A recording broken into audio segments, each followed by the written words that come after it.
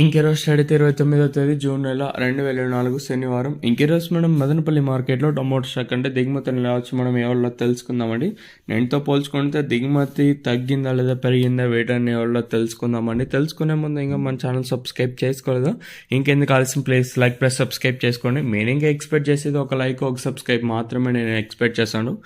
మనమైతే జస్ట్ ఇంకా 25,000 మంది సబ్స్క్రైబర్స్ ఏమో కావాలో. కోయి నవా ఆద్మీ దిఖాయే తో అభి తక్ నై సబ్స్క్రైబ్ కరతో ప్లీజ్ వాడిని సబ్స్క్రైబ్ చేసుకోండి.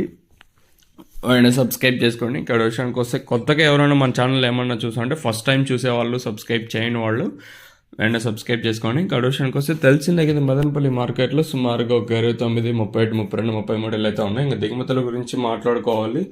మనం ముందుగా టీవీఎస్ మనీ లైన్ చూసుకుంటే మామూలుగా శనివారం అంటే దిగుమతులు అనేది తక్కువగా వస్తాయి, ఒక ఆనవాయితీగా ఉంటుంది. సో ఈరోజు దిగుమతులు అయితే ఏమాత్రం అయితే తగ్గలేదు. ఈవెన్ టీవీఎస్ మనీ లైన్ చూసుకున్నా, అలాగే జీపీఆర్, ఎంఆర్ఎం, ఎస్సీఎస్సీ లైన్ చూసుకున్నా కూడా దిగుమతి అయితే నిన్నటికి ఏమాత్రం అయితే తగ్గలేదు. నిన్నటి మాత్రం ఈరోజు కూడా ఎక్కువగానే వచ్చింది.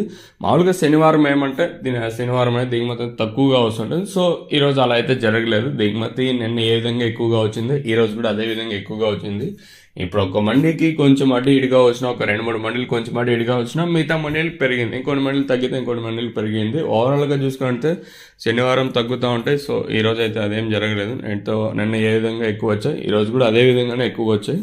మరి చూద్దాము ఈ ధరలు అనేది ఏ విధంగా వెళ్తా చూడాలి. వేలంపాట్లు అనేది ఒక్కొక్కసారి మనకి 8:35కి ప్రారంభం అవుతుంది, 8:45కి అయితే ప్రారంభం అవుతూ ఉంటుంది. మరి చూద్దాము ఈ ధరలు అనేది ఏ విధంగా వెళ్తాయని. గుర్తుపెట్టుకోండి, ఈరోజు వచ్చేసి శనివారం.